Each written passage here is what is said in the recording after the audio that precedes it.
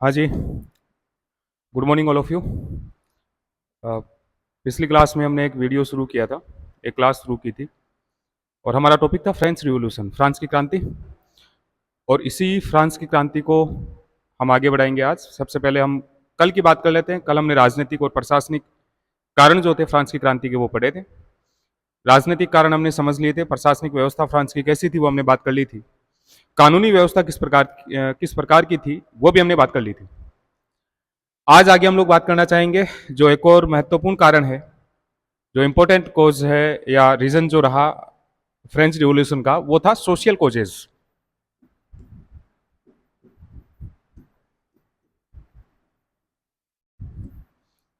सामाजिक स्तर पर जो कारण थे, किस प्रकार के कारण इस समय रहे थे, हम उनकी बात करेंगे।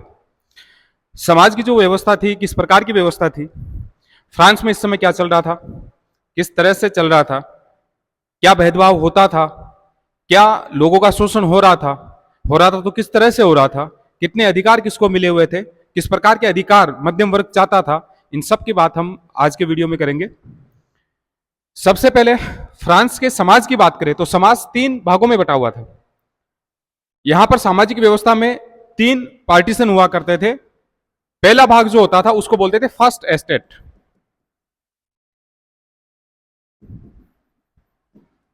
दूसरा जो भाग होता था उसको बोलते थे सेकंड एस्टेट, और तीसरा जो भाग होता था उसको बोलते थे थर्ड एस्टेट। फर्स्ट एस्टेट में जो पादरी वर्ग होता था, जिसे हम लोग क्लेर्जी क्लास कहते हैं, क्लेर्जी क्लास के लोग होते थे, या हिंदी में हम लोग बोलते हैं इसको पादरी वर्ग, या हम ये कह सकते हैं धार्मिक वर्ग है। ये धर्म से संबंधित जो लोग होते थे, जो चर्च में जो लोग काम किया करते थे, ये वो लोग थे। दूसरे में सेकंड एस्टेट में वो लोग शामिल थे जो कुलीन वर्ग से थे, जो इलाइट क्लास से थे। यानी हम लोग ये कह सकते हैं कि नोबल्स जो थे, सामंत जो हुआ करते थे, यानी नोबिलिटी क्लास हम इसको बोल सकते हैं, या हम लोग बोल सकते हैं सामंत यानी नोबल्स, ये दूसरे वर्ग में शामिल थे। और थर्ड एस्टेट में सामान्य जनता, बाकी के जितने भी बच गए वो इसमें शामिल थे, जैसे किसान है, मजदूर है, मध्यम वर्ग है यानी मिडिल क्लास है, वो सारे के सारे लोग इसमें शामिल हुआ करते थे। तो कुल मिला के फ्रांस का समाज इस समय 3 भागों में डिवाइडेड है। पहला फर्स्ट एस्टेट, जिसमें क्लर्जी क्लास के लोग शामिल थे, पादरी वर्ग के लोग शामिल थे। दूसरा सेकंड एस्टेट में नोबल्स यानी सामंत, या हम लोग बोल सकते हैं कि इलाइट क्लास के लोग शामिल थे। और थर्ड एस्टेट यानी कॉमनर्स, जन सामान्य, जिसमें मध्यम वर्ग हो गया, किसान, मजदूर, ये सारे लोग जो थे वो थर्ड एस्टेट में थे। फर्स्ट एस्टेट की अगर हम लोग बात करते हैं तो फर्स्ट एस्टेट के लोग जो थे, इनको विशेषाधिकार मिले हुए थे समाज में, राज्य के द्वारा, स्टेट के द्वारा इनको स्पेशल राइट्स मिले हुए थे। मुख्य रूप से ये हर प्रकार के, चाहे डायरेक्ट टैक्स हो और चाहे इनडायरेक्ट हो, यानी हर प्रकार के करों से यानी टैक्सेस से ये मुक्त थे। किसी भी प्रकार के टैक्स ये नहीं दिया करते थे। इनके पास में इतने पावर्स होते थे कि लोग यहां तक कहा करते थे कि ये राज्य के अंदर एक राज्य है। यानी एक स्टेट का मतलब हो गया राजा और राजा की शक्तियां, और दूसरा स्टेट यानी राज्य के अंदर एक और राज्य अगर है, स्टेट इन द स्टेट, वो था फर्स्ट स्टेट, क्योंकि इनके पास में बहुत सारे पावर्स, राइट्स हुआ करते थे, किसी प्रकार के टैक्स नहीं दे रहे हैं।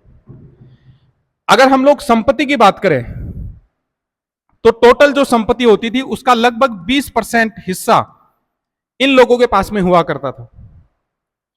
इसके अतिरिक्त न्यायिक शक्तियां इनके पास में होती थी। बहुत से साधन ऐसे थे इनके पास में जो इनकी लाइफ को लग्जरी बनाए हुए थे, यानी विलासिता का जीवन ये लोग जी रहे थे। इनकी विलासिता के प्रमाण इस बात से भी मिलते हैं कि स्ट्रासबर्ग के पादरी के पास में कहा जाता है लगभग 180 घोड़े हुआ करते थे। महलों में वो रहा करता था, बहुत ज्यादा लग्जरी लाइफ जिया करता था। और इन पादरी लोगों से परेशान होकर एक बार लुईस 16वें को खुद को कहना पड़ा था कि कम से कम पेरिस में तो एक ऐसा धार्मिक अधिकारी होना चाहिए जिसकी आस्था ईश्वर में हो। इससे यह साबित होता है कि शायद ये लोग अपने काम भी नहीं कर रहे थे, ईश्वर में इन लोगों की शायद आस्था भी नहीं थी। तो कुल मिला के फर्स्ट एस्टेट जो पादरी वर्ग था, बहुत सारे स्पेशल राइट्स इनके पास में थे, टैक्सेस नहीं देने होते थे, लग्जरियस लाइफ ये लोग जी रहे थे, संपत्ति का बहुत बड़ा हिस्सा इन लोगों के पास में है, बहुत ज्यादा पावर्स इनके पास में है, यहां तक कि पॉलिटिकल पावर्स भी थे, न्यायिक शक्तियां इनके पास में थी। धर्म सुधार आंदोलन यानी रिफॉर्मेशन जो हमने पढ़ा था उस समय पर भी पढ़ा था कि राजाओं के समान पावर्स जो होते थे, ना केवल धार्मिक पावर्स या सामाजिक पावर्स इनके पास में होती थी, बल्कि कई मामलों में राजनीतिक ताकत भी इनके पास में थी, पावर्स हुआ करती थी। दूसरे की बात करें सेकंड एस्टेट, तो सेकंड एस्टेट में हमने अभी बात भी की थी सॉरी, इलाइट क्लास के लोग थे, यानी सामंत लोग इसमें थे, नोबल्स। ये जो सामंत हुआ करते थे इनके पास में भी विशेष अधिकार होते थे, स्पेशल राइट्स इनके पास में थे। प्रत्यक्ष करों से डायरेक्ट जो टैक्सेस होते थे इनसे ये लोग मुक्त थे। उस समय फ्रांस में दो प्रकार से टैक्स होते थे, दो प्रकार के टैक्स लिए जाते थे, एक डायरेक्ट टैक्सेस और एक इनडायरेक्ट टैक्सेस। तो फर्स्ट एस्टेट के लोग डायरेक्ट और इनडायरेक्ट दोनों ही प्रकार के करों से मुक्त थे, जबकि सेकंड एस्टेट के लोग डायरेक्ट टैक्सेस से मुक्त थे, थोड़े बहुत इनडायरेक्ट जो टैक्सेस लगा करते थे, अप्रत्यक्ष कर लगा करते थे, वो दिया करते थे। ये भी लग्जरी लाइफ जिया करते थे, न्यायिक अधिकार इन लोगों के पास में होते थे, और लगभग फ्रांस की संपत्ति का 20% हिस्सा इनके पास में भी था। यानी कुल मिला के हम लोग ये कह सकते हैं कि टोटल जनसंख्या की अगर हम लोग बात करें तो लगभग 25, कुछ किताबों में 24 मिलियन जनसंख्या वहां की बताई जाती है, जिसमें से ये दोनों क्लास के लोग जो थे, यानी फर्स्ट एस्टेट और सेकंड एस्टेट के जो लोग थे, ये लगभग 1% थे, यानी 2.5 लाख के आसपास थे। केवल 1% लोग हैं ये लोग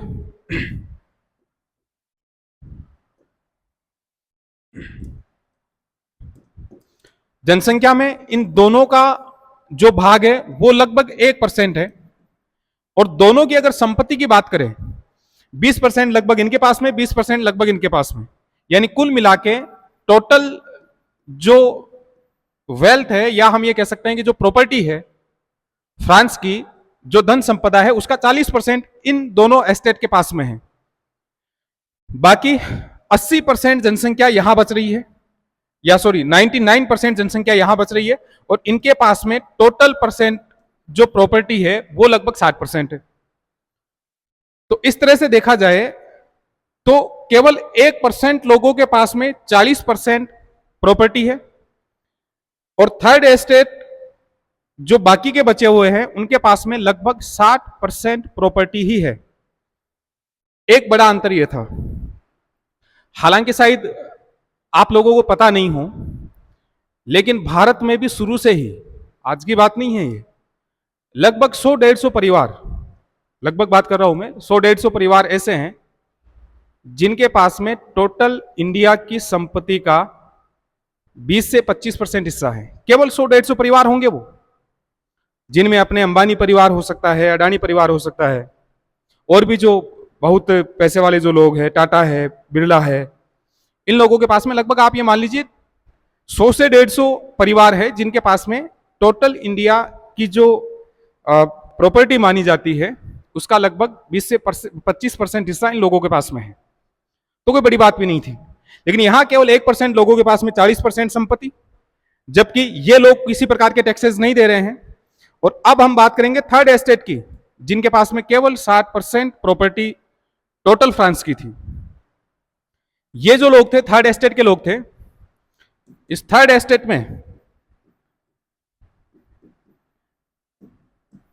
सबसे मेन जो है किसान है, मजदूर है।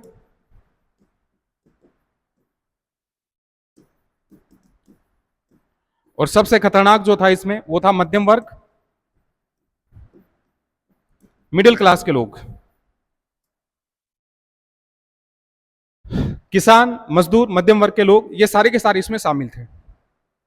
फ्रांस की ज्यादातर जनसंख्या में इनका बड़ा रोल था। सभी प्रकार के टैक्स, यानी हम कहें डायरेक्ट और इनडायरेक्ट प्रकार के टैक्स ये लोग दिया करते थे, जबकि फर्स्ट और सेकंड एस्टेट के लोग नहीं दे रहे थे।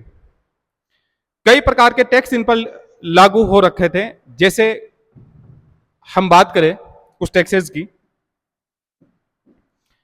एक टैक्स होता था टाइथ,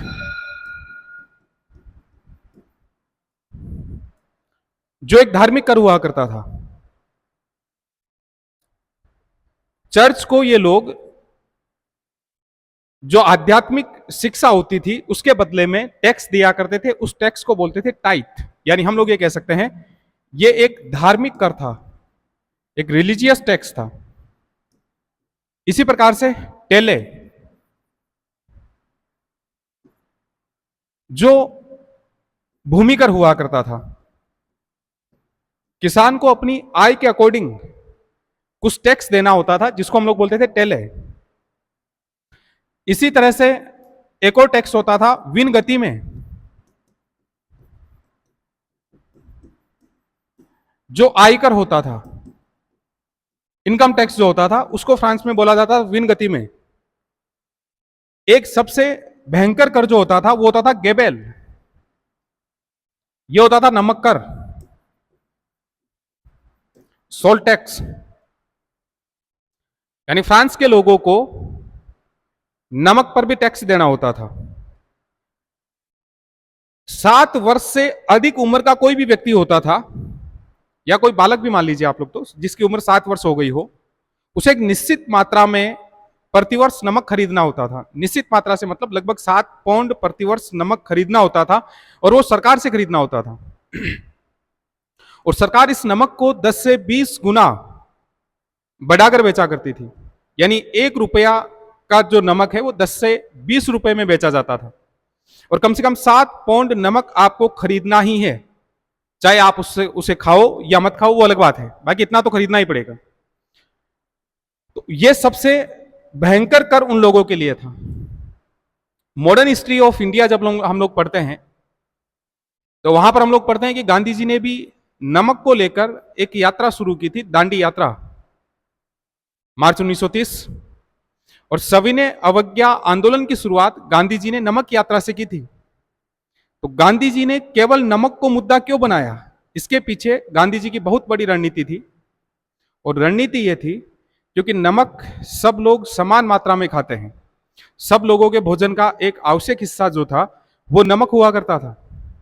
इसलिए गांधी जी एक ऐसे मुद्दे को उठाना चाह रहे थे जिससे सब लोग कनेक्टेड रहे, और नमक ऐसा ही मुद्दा था, क्योंकि नमक सब लोगों के लिए जरूरी था, सब लोगों के खाने का हिस्सा हुआ करता था। इसीलिए सविनय अवज्ञा आंदोलन के समय गांधी जी ने नमक को मुद्दा बनाया, ताकि सब लोग इस मुद्दे में साथ दें, सब लोगों का मुद्दा होने के कारण। तो यहां पर भी फ्रांस में भी गेबेल नामक जो टैक्स थर्ड एस्टेट को देना होता था, वो नमक के ऊपर टैक्स देना होता था। लोग मजबूर थे कि 7 पाउंड नमक 7 वर्ष से अधिक के लोग खरीदेंगे ही खरीदेंगे सरकार से, चाहे वो उसका कुछ भी करे, खाए या ना खाए। तो इस तरह से ये सारे टैक्सेस जो थे वो टैक्सेस थर्ड एस्टेट के लोग दे रहे थे। ये वाला टैक्स वो चर्च को दे रहे थे, ये सामंत को, या हम लोग कह सकते हैं राजा को, ये भी ऐसा ही टैक्स था, और ये भी ऐसा ही टैक्स था। यानी कुल मिला के हम ये कह सकते हैं कि थर्ड एस्टेट के लोग 3 प्रकार से कर दे रहे हैं, 3 लोगों को कर दे रहे हैं। एक तो चर्च को दे रहे हैं, इसके अलावा एक नोबल, या हम लोग बोल सकते हैं कि किंग को दे रहे हैं, और तीसरा जो टैक्स है हम लोग ये कह सकते हैं कि हालांकि ये किंग में ही आ गया, तो 2 प्रकार से टैक्स किसको दे रहे हैं, वो चर्च को भी दे रहे हैं और किसको भी दे रहे हैं, नोबल को भी दे रहे हैं। इसलिए फ्रांस में एक कहावत थी कि द नोबल्स फाइट, नोबल युद्ध लड़ते हैं, सामंत युद्ध लड़ते हैं। द क्लर्जी प्रे, यानी चर्च के लोग जो थे, हमने अभी बात की थी कि क्लर्जी क्लास हुआ करती थी। The clergy pray and the commoners pay. फिर से मैं बताना चाहता हूं इसके बारे में। द नोबल्स फाइट,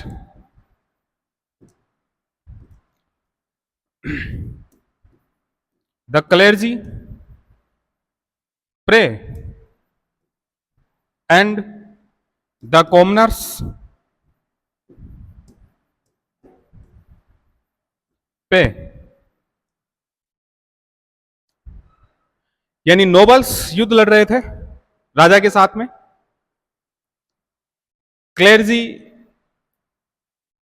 प्रार्थना कर रहे थे, यानी पादरी वर्ग जो था वो प्रार्थना करता था चर्च में, और पे करने का काम केवल कौन कर रहा था? कॉमनर्स। इस तरह से तीन प्रकार से वो टैक्स दे रहे थे, चर्च को भी दे रहे थे, नोबल्स को भी दे रहे थे, या हम ये कह सकते हैं किंग को भी दे रहे थे। तो एक सबसे बड़ा मुद्दा यह था कि थर्ड एस्टेट को टैक्स देना होता था, जबकि फर्स्ट एस्टेट दोनों प्रकार के टैक्सेस से मुक्त था, और सेकंड एस्टेट केवल और केवल डायरेक्ट टैक्स दिया करता था। इसके अलावा थर्ड एस्टेट के जो लोग होते थे उन्हें अनिवार्य सैनिक प्रशिक्षण लेना होता था। इस चीज के लिए ये बाध्य थे, यानी कंपलसरी मिलिट्री ट्रेनिंग इनको लेनी होती थी। जो अविवाहित लोग होते थे, युवा होते थे, उन्हें जरूरी था कि वो ट्रेनिंग ले सेना की। अगर वो ऐसा नहीं करते थे तो उनको उसके लिए सजा मिलती थी। इस प्रथा से एक और दुष्परिणाम ये सामने निकल कर आया कि फ्रांस के युवा अब जल्दी शादी करते थे ताकि कंपलसरी मिलिट्री ट्रेनिंग से बचा जा सके। तो बाल विवाह जैसी कुप्रथाएं भी फ्रांस में बढ़ने लग गई थी इस प्रथा के कारण। इसके अतिरिक्त यहां पर कोरवी ली जाती थी, जिसे हम लोग हिंदी में बोलते हैं बेगार। सड़क वगैरह या कोई भी राजकीय काम होता था उसमें थर्ड एस्टेट को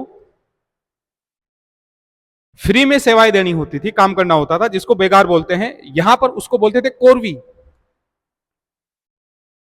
अब समस्या यहां थी कि फर्स्ट और सेकंड एस्टेट, जिसके पास में संपत्ति का 40% हिस्सा है, जनसंख्या में लगभग वो 1% है,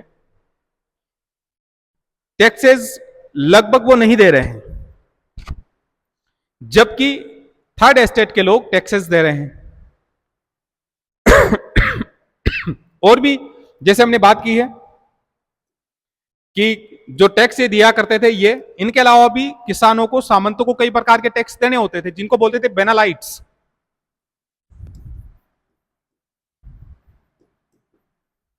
ये वाले टैक्स, यानी जो अन्य कर जो होते थे, जो सामंत को दिए जाते थे, उनको बोलते थे बेनालाइट्स।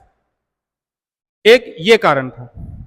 अब जो हम लोग बात कर रहे हैं कि ये सारे टैक्सेस दे रहे थे, आर्थिक स्थिति इनकी खराब होती जा रही थी, लेकिन मध्यम वर्ग को केवल इससे ऑब्जेक्शन नहीं था। मध्यम वर्ग को एक दूसरा ऑब्जेक्शन ये था कि ये लोग, मध्यम वर्ग में वो लोग शामिल होते हैं जैसे पढ़े लिखे लोग जो होते हैं, डॉक्टर हो गए, इंजीनियर हो गए, वकील हो गए, या और भी जो पढ़े लिखे लोग हैं, व्यापारी हो गए, बिजनेसमैन हो गए, ये सारे के सारे लोग जो है ये मध्यम वर्ग में आते हैं, पढ़े लिखे लोग हैं। समाज में इनकी प्रतिष्ठा नहीं है क्योंकि इनके पास में विशेष अधिकार नहीं है, वो केवल फर्स्ट एंड सेकंड एस्टेट को मिले हुए हैं। इस कारण से ये मध्यम वर्ग बड़ा नाराज था। और नेपोलियन खुद कहता है, यहां तक कि लुई सोल्वे कहता है, इस बात को मानते हैं कि मध्यम वर्ग फ्रांस की क्रांति में सबसे बड़ा रोल निभाता है, क्योंकि इनको स्पेशल राइट्स चाहिए थे, विशेष अधिकार चाहिए थे इनको। इन लोगों को विशेष अधिकारों की आवश्यकता ये समझते थे, क्योंकि पढ़े लिखे होने के बावजूद इनकी समाज में वो हैसियत नहीं थी जो इनके पास में होनी चाहिए। इन लोगों के पास में ज्ञान था, बुद्धि थी, धन था, सब कुछ था, लेकिन रुतबा नहीं था। और इस रुतबे को हासिल करने के लिए इन लोगों ने, यानी मध्यम वर्ग के लोगों ने, इन लोगों को भी साथ में लिया। चूंकि ये लोग पहले से बड़े सताए हुए लोग थे, टैक्सेस खूब ज्यादा दे रहे थे, इनकम इतनी ज्यादा नहीं थी, गरीब लोग थे ये लोग, इसलिए आराम से ये वाले लोग जो थे वो किसके साथ में हो गए, मध्यम वर्ग के साथ में, मिडिल क्लास के साथ में हुए। और मिडिल क्लास के साथ में होने के बाद में अब इस क्रांति में अहम योगदान ये लोग भी निभाते हैं। यानी कुल मिला के फ्रांस की क्रांति के समय वहां कई सामाजिक व्यवस्था में दो एस्टेट जो थे, दो एस्टेट जो अभी हमने बात की है वो है first and second estate. First estate यानी क्लर्जी क्लास के लोग, और सेकंड एस्टेट यानी इलाइट क्लास या नोबल्स जो हुआ करते थे वो सेकंड एस्टेट में थे। इनके पास में विशेष अधिकार थे और किसी प्रकार के टैक्स ये नहीं देते थे। यानी प्रत्यक्ष और अप्रत्यक्ष करों से फर्स्ट एस्टेट पूरी तरह से मुक्त था और सेकंड एस्टेट प्रत्यक्ष करों से मुक्त था, जबकि टैक्स केवल थर्ड एस्टेट को देने होते थे। किसी प्रकार के विशेष अधिकार इन लोगों को मिले हुए नहीं थे, जिससे मध्यम वर्ग के लोग बड़े चिड़े हुए थे, क्योंकि उनको समाज में प्रतिष्ठा चाहिए थी और वो प्रतिष्ठा इनके पास में नहीं थी।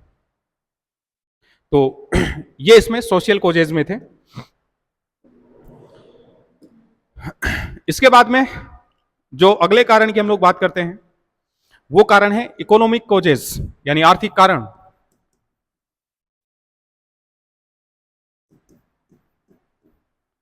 आर्थिक कारणों की कुछ बात हमने अभी की भी है कि बहुत प्रकार के टैक्सेस लोगों से लिए जा रहे थे, जिसमें हमने बात की थी टाइथ, टेले, इसके अलावा विन गति में गेबेल, कुछ अन्य टैक्सेस जो होते थे जिनको बेनानाइट्स कहा जाता था, वो वाले टैक्सेस थे। तो ये सारे टैक्सेस जो थे इन लोगों को देने पड़ रहे थे। यहां तक कहा जाता है कि किसान जो होता था उस किसान का लगभग टैक्स देने में उसकी इनकम का 80% हिस्सा चला जाया करता था। तो 80% हिस्सा केवल और केवल टैक्स देने में जा रहा था। तो आर्थिक रूप से ये लोग कमजोर होते जा रहे थे। लगातार युद्ध लड़े जा रहे थे फ्रांस के द्वारा। हमने बात की थी लुई 14 जिसने खूब सारे युद्ध लड़े थे, वो युद्ध जारी रहे। लुई 15 के समय वो युद्ध जारी रहे, लुई 16 के समय। तो लगातार युद्धों के कारण जो आर्थिक स्थिति थी वो फ्रांस की कमजोर होती जा रही थी। ना केवल इससे, बल्कि हमने बात की थी विलासिता का जीवन ये लोग जी रहे थे। वर्साई के महलों में कहा जाता है कि लगभग 18,000 लोग रहा करते थे, जिनमें से 16,000 केवल नौकर थे। और कल हम लोग बात भी कर रहे थे मेरी अंतवानेत के अकेले के 500 नौकर होते थे। अब 500 नौकर एक व्यक्ति के पास में थे, जिस पर फ्रांस का बहुत ज्यादा धन खर्च हुआ करता था। तो राष्ट्र जो था, जो फ्रांस जो था, वो गरीब से गरीब होता जा रहा था। आर्थिक स्थिति बड़ी दुष्कर होती जा रही थी। यहां तक कि यह कहा जाता था फ्रांस के लिए, एक हिस्टोरियन हुए हैं हेजन ये कहते हैं कि इस समय जो स्टेट था वो आय के हिसाब से वे फिक्स नहीं करता था, कि इनकम के हिसाब से खर्चे तय नहीं करता था, बल्कि खर्चों के हिसाब से इनकम तय कर रहा था। खर्चे जितने बढ़ते जा रहे थे उतने टैक्सेस थर्ड एस्टेट पे लगाए जा रहे थे। तो आर्थिक स्थिति खराब होती जा रही थी और ये सारे टैक्सेस जो थे इसकी पूर्ति करने के लिए थर्ड एस्टेट के ऊपर लागू किए जा रहे थे। इसलिए थर्ड एस्टेट के लोग बड़े नाराज थे। विलासितापूर्ण जीवन में बहुत सारा पैसा खर्च किया जा रहा था, खूब सारे युद्धों में पैसा खर्च हो रहा था, और यहां तक कि इन चीजों की ओर ध्यान नहीं दिया जा रहा था। सबसे बड़ी बात यह थी, आर्थिक सुधारों को लागू करने की योजना एक बार फिर से लुई 16 लागू करने की कोशिश करेगा, चालू करने की कोशिश जरूर करेगा, लेकिन किसी कारण से वो भी शुरू नहीं हो पाएंगे। एक से अलग अलग वो वित्त मंत्री बदलेगा, तुर्गो नेकर, कैलोन, इन सब लोगों को वित्त मंत्री बनाएगा, लेकिन उनकी योजनाओं को या तो रानी ने या उसके चापलूसों ने लागू नहीं होने दिया। तो कुल मिला के आर्थिक कारणों में हम कह सकते हैं कि फ्रांस की आर्थिक स्थिति बड़ी खराब थी। लोगों के ऊपर बड़े टैक्सेस लिए जा रहे थे। टैक्सेस का नाम हमने अभी अभी लिया था कि ये सारे टैक्सेस जो थे वो प्रजा से लिए जा रहे थे, कोर भी ली जा रही थी, और भी खूब प्रकार के जो कर होते थे जिनको हम लोग बोल रहे हैं बेनालाइट्स, जो सामंतों के द्वारा किसानों से लिए जा रहे थे, ये सब लिए जा रहे थे। जबकि विलासिता, फालतू की चीजों पर फर्स्ट और सेकंड एस्टेट के लोग खर्च करते जा रहे थे। एक सबसे मेन रीजन जो है इस क्रांति में वो था बौद्धिक वर्ग।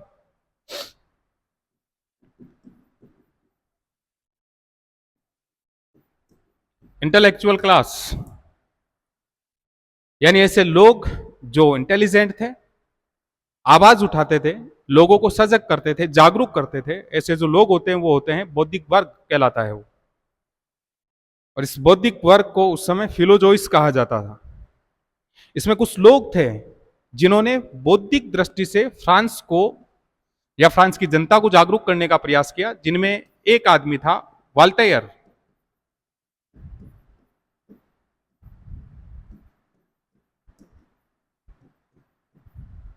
एक और बात आदमी की बात करें, मोंटेस्क्यू।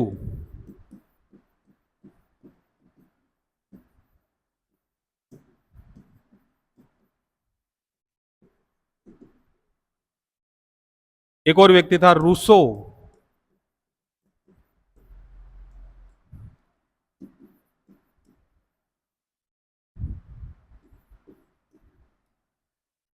एक और आदमी था दिद्रो।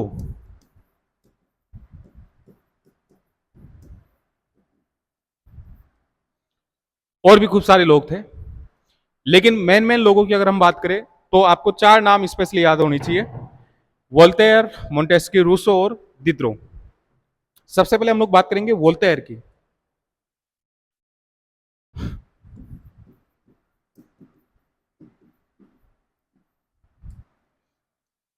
वोल्टेयर को फ्रांस में प्रबोधन के युग का नेता कहा जाता है। यानी हम लोग ये कह सकते हैं कि जागरूकता बढ़ाने में सबसे पहले जिस आदमी ने काम किया था तो वो वोल्टेयर था। इसने कुछ ग्रंथ लिखे थे, जिनमें से एक सबसे महत्वपूर्ण ग्रंथ था उसका ओडाइप।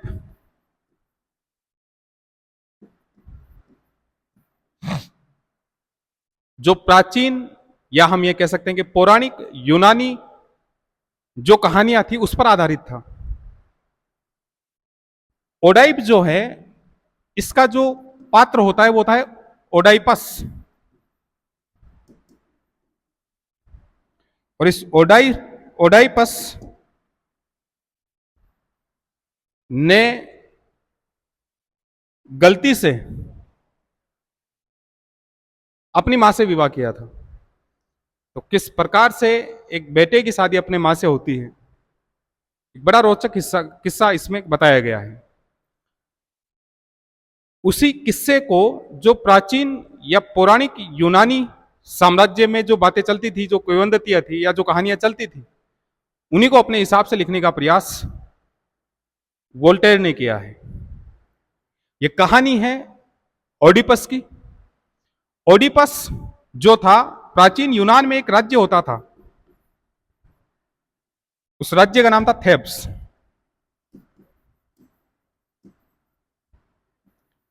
और थेब्स का जो राजा होता था, उस राजा का नाम था लायस।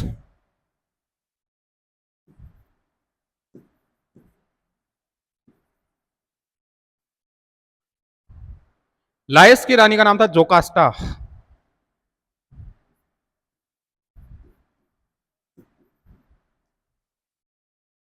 यह कहा जाता है कि जोकास्टा एक पुत्र को जन्म, एक या संतान को जन्म देने वाली थी। उसी समय यह आकाशवाणी हुई, या हम ये कह सकते हैं भविष्यवाणी हुई, कि उसका ये जो बेटा होगा, ये जो संतान होगी, वो अपने पिता की हत्या करेगी। जैसे ही उस संतान का जन्म होता है, उस संतान को पहाड़ियों में छोड़कर आया जाता है, क्योंकि वो बड़े होकर अपने पिता की हत्या करने वाली थी। इसलिए इस संतान को पहाड़ियों में छोड़ दिया गया। यह कहा जाता है कि इसे किसी चरवाहे ने इस बच्चे को उठाया और पालन पोषण किया, और इस बच्चे को ले जाकर एक दूसरा स्टेट होता था जिसका नाम था कोरिंथ।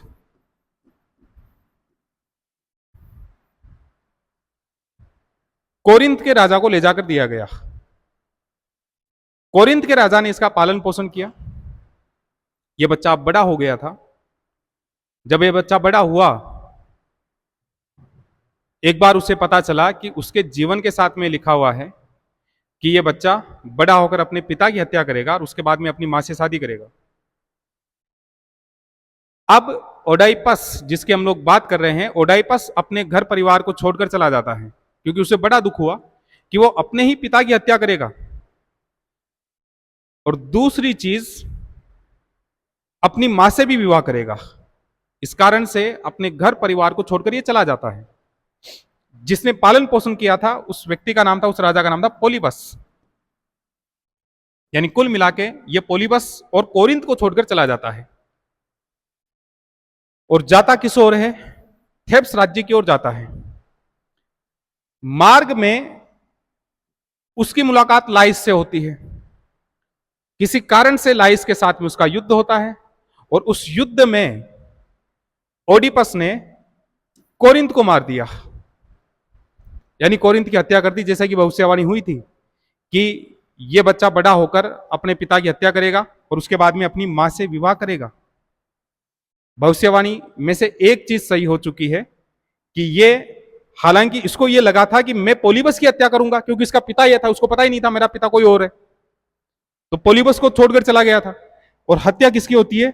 लायस की, जिसका पता ओडिपस को भी पता नहीं है कि यह मेरा पिता ही था। इसकी हत्या करता है। इसकी हत्या करने के बाद में उसे वहीं पता चलता है कि थेब्स राज्य में स्फिनक्स से लोग परेशान हैं।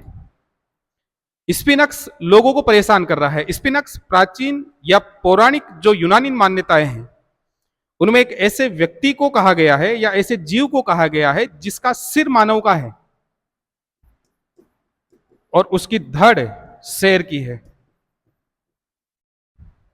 जिस प्रकार से अपने नरसिंह भगवान होते हैं उसी प्रकार से यहां था कि स्फिनक्स जिसका सिर मानव का है, हालांकि नरसिंह भगवान का सिर शेर का होता है और धड़ शेर की होती है।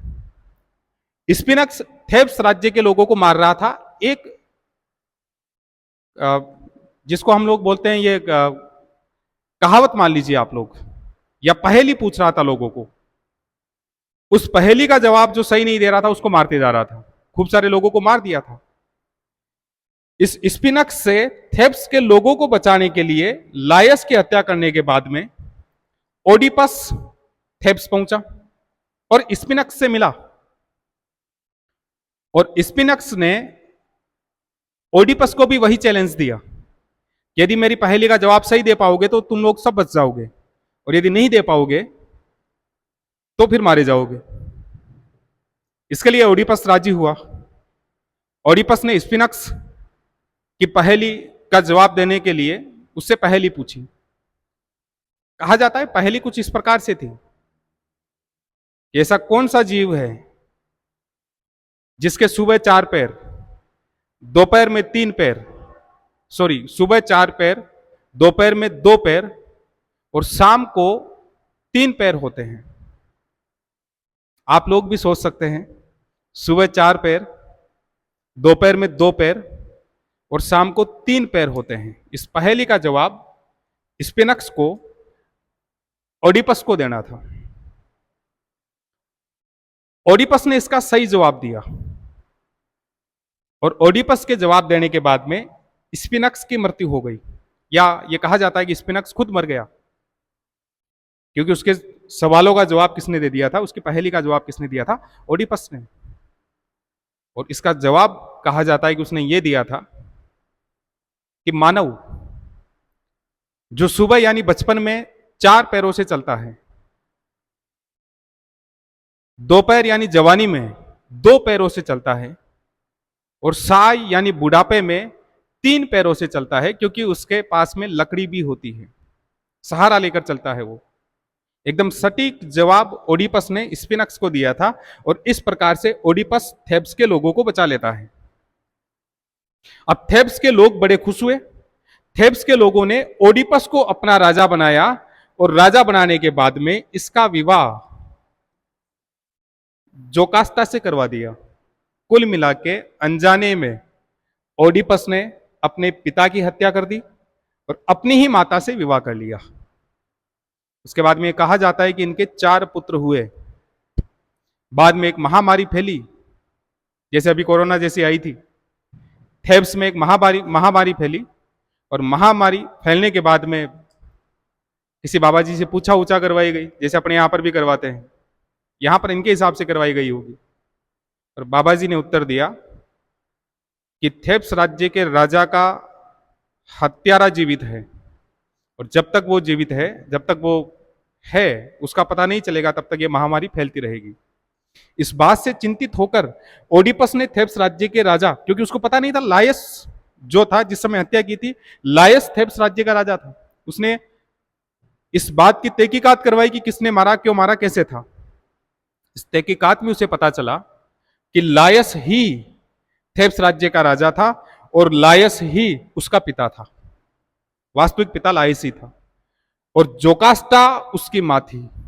जब इस बात का पता इन दोनों को चला, जोकास्टा कहते हैं कि इसने फांसी पर चढ़कर आत्महत्या कर ली और ये जो था ओडिपस जो था, इसने अपने आप को अंधा करवा लिया, क्योंकि अपने चारों पुत्रों को ये देख नहीं सकता था, चारों संतानों को ये देख नहीं सकता था। तो इस प्रकार का जो दुखांत था, इस दुखांत को अपने हिसाब से लिखने का काम वोल्टेयर ने किया था और इसकी किताब का नाम था ओडाइप। तो एक जो ग्रंथ हो गया उसका ओडाइप था, जो पौराणिक यूनानी जो कहानियां थी उस पर आधारित थी, जिसमें उसका हीरो ओडिपस था, जो थेब्स और कोरिंथ राज्य को लेकर बातें होती है उस पर आधारित था। कुछ स्कॉलर्स कहते हैं कि इस कहानी का सार यह है कि नियति में जो लिखा हुआ है वो होकर रहेगा, जो भाग्य में लिखा हुआ है वो होकर रहेगा, चाहे कितना ही बचने का प्रयास करो। फॉर एग्जाम्पल, जैसे यहां थेब्स से ओडिपस को निकाल दिया गया था, पहाड़ों में छोड़ दिया गया था, किसी प्रकार से बचकर कोरिंथ जाता है, पॉलीबस उसका पालन पोषण करता है। जब ओडिपस को पता चलता है कि वो अपने पिता की हत्या करेगा, उसके बाद में अपनी मां से शादी करेगा, तो वो पॉलीबस को अपना पिता समझकर और इसकी रानी को अपनी माता समझकर वो यहां से छोड़कर चला जाता है। किसी प्रकार से लायस की हत्या करता है जो उसका पिता होता है, फिर उसके बाद में थेब्स राज्य में जाता है, स्पिनक्स से थेब्स राज्य को बचाता है, राजा बनता है और अपनी मां से विवाह कर लेता है। तो कुल मिला के इस कहानी में कहीं ना कहीं नियतिवाद पर बताया गया है। और नियतिवाद एक ऐसी थ्योरी होती है जिसमें कहा जाता है कि सब कुछ जो लिखा हुआ है या जो भाग्य में पहले से निश्चित है वो होकर रहेगा, चाहे आप कुछ करो या ना करो। अगर आपकी नियति में आईएएस बनना लिखा हुआ है तो आप बनोगे, चाहे पढ़ो या मत पढ़ो। और आपकी नियति में यदि आईएएस बनना ही नहीं लिखा हुआ है तो आप कितना ही पढ़ लो नहीं बनोगे। ये बात बताई गई है नियतिवाद के अनुसार। हालांकि कई प्रकार के वाद होते हैं, कई प्रकार की थ्योरीज होती है। जैसे हम लोग भागवत गीता की बात करते हैं तो उसमें कर्म की बात की जाती है कि जैसे आप कर्म करोगे फल वैसा ही होगा, इसलिए फल की इच्छा करने से कोई मतलब ही नहीं है। तो अलग अलग टाइप की थ्योरीज होती है, इसमें कहीं ना कहीं नियतिवाद पर फोकस किया गया है। ओडाइप के अतिरिक्त इसने इंग्लैंड की यात्रा की थी और इंग्लैंड के वैचारिक स्वतंत्रता को देखकर एक किताब लिखी थी और किताब का नाम था philosophical letters on English.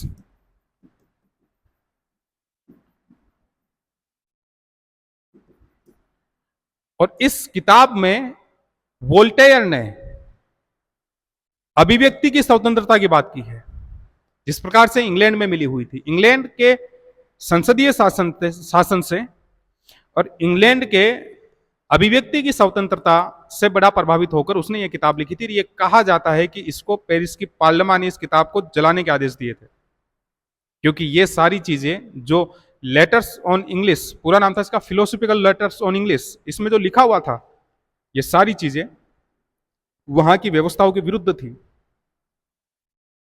Voltaire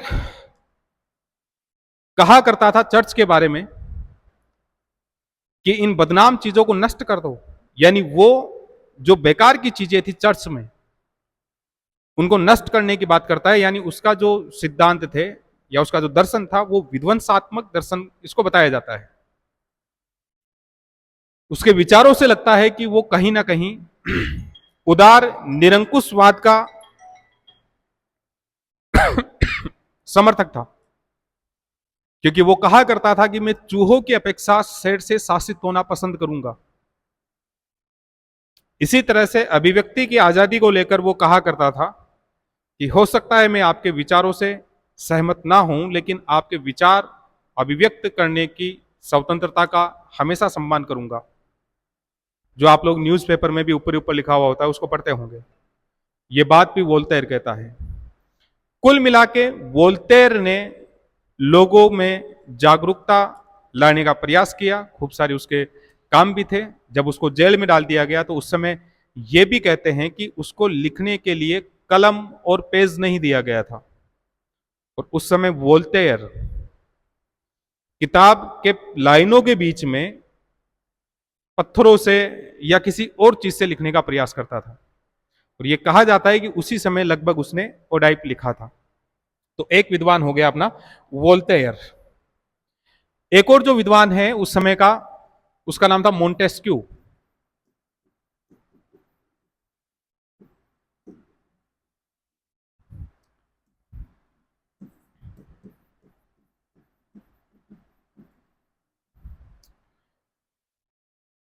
Montesquieu की एक रचना थी, एक किताब उसने लिखी थी, और वो थी पर्सियन लेटर्स।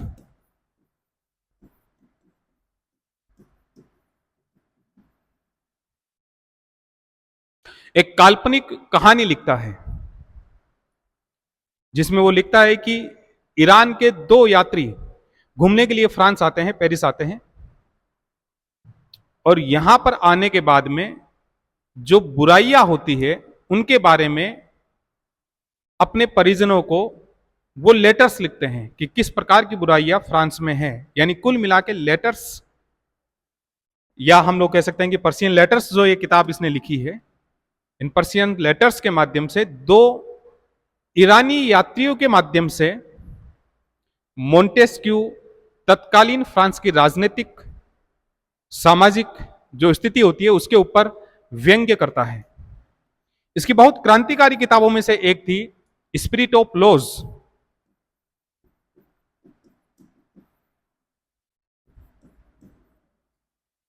सबसे क्रांतिकारी किताबों में एक मानी जाती है। स्पिरिट ऑफ लॉज में मोंटेस्क्यू ने यह बताया कि शासन की शक्तियां तीन भागों में डिवाइडेड होनी चाहिए। किसी एक व्यक्ति के पास में सारी शक्तियां नहीं होनी चाहिए। जैसे कार्यपालिका,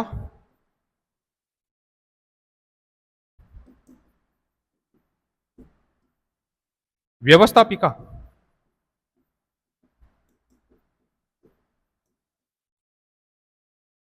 और न्यायपालिका।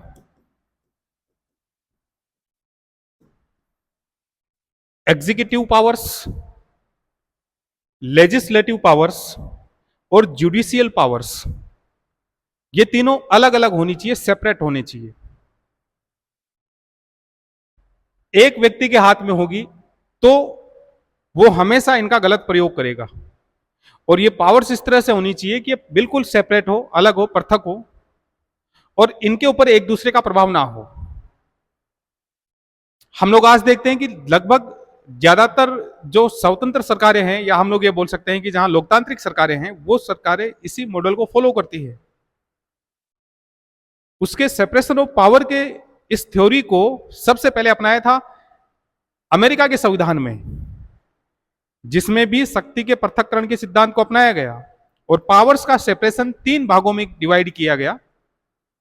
पहला था कार्यपालिका यानी एग्जीक्यूटिव जो बॉडी थी, दूसरा व्यवस्थापिका यानी लेजिस्लेटिव बॉडी हुआ करती है, और थर्ड यानी न्यायपालिका मतलब जुडिशियल बॉडी जो होती है। इंडिया में भी लगभग ऐसा ही है। तो ये शक्ति के पृथक्करण का सिद्धांत उसने जिस किताब में दिया था वो था स्पिरिट ऑफ लॉज। तो ये दोनों की दोनों जो थी, ये दोनों की दोनों तत्कालीन जो फ्रांस में राजनीतिक व्यवस्था थी, जो निरंकुश राजनीतिक व्यवस्था थी, जिसमें बहुत भ्रष्टाचार भी था, उसका एक समाधान प्रस्तुत करती है। लेकिन इस सिद्धांत को सबसे पहले हालांकि दिया फ्रांस वालों ने है, लेकिन इसको जिसमें अपनाया गया वो अपनाया गया था यूएसए के संविधान में। जो फादर्स ऑफ यूएसए कहलाते हैं, या फाउंडिंग यूएसए कहलाते हैं, जिसमें जो क्रांतिकारी लोग थे जिन्होंने अमेरिका का निर्माण किया या अमेरिका की क्रांति में भाग लिया हो, जैसे जॉन एडम्स, सैमुअल एडम्स, और भी खूब सारे लोग थे, जॉर्ज वाशिंगटन, इन लोगों को फादर्स ऑफ फाउंडिंग अमेरिका या यूएसए कहा जाता है। तो इन लोगों ने सबसे पहले इस सिद्धांत को अपनाया था। इसी प्रकार का एक और विद्वान जो हुआ करता था जिसने लोगों में जागृति पैदा की, उसका नाम था रूसो।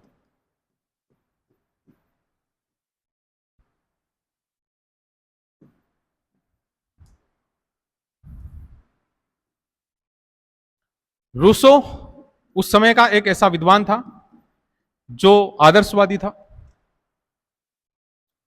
और रूसो जो है उसकी एक किताब थी, उस किताब का नाम था एमाइल।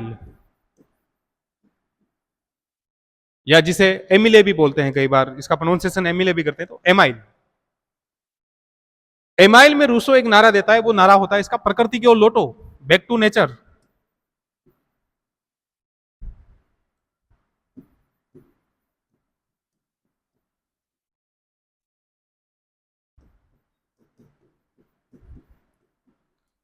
यानी जिस प्रकार का जीवन पहले लोग जिया करते थे प्रकृति के साथ में, उस प्रकार का जीवन जीने की बात एक बार फिर से एमाइल के द्वारा कौन करता है? रूसो करता है।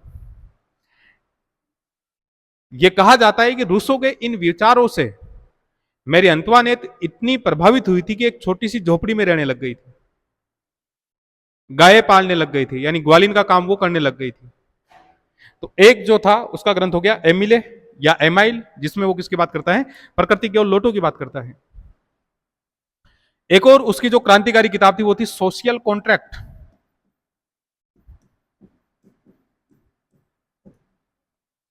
सोशल कॉन्ट्रैक्ट में उसने सामाजिक विषमताओं का बड़ा विरोध किया था।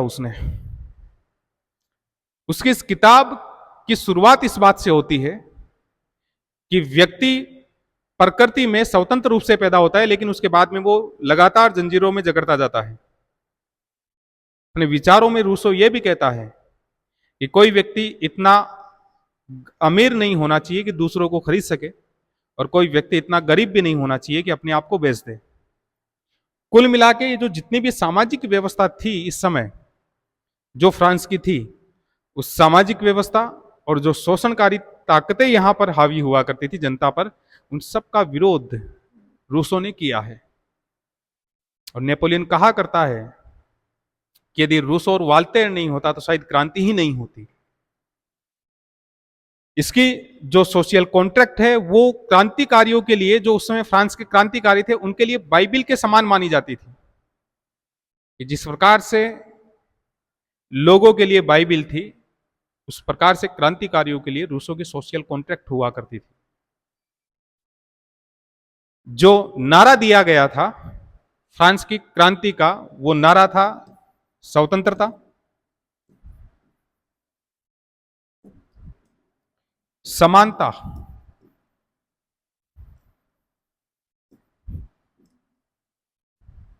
और बंधुत्व।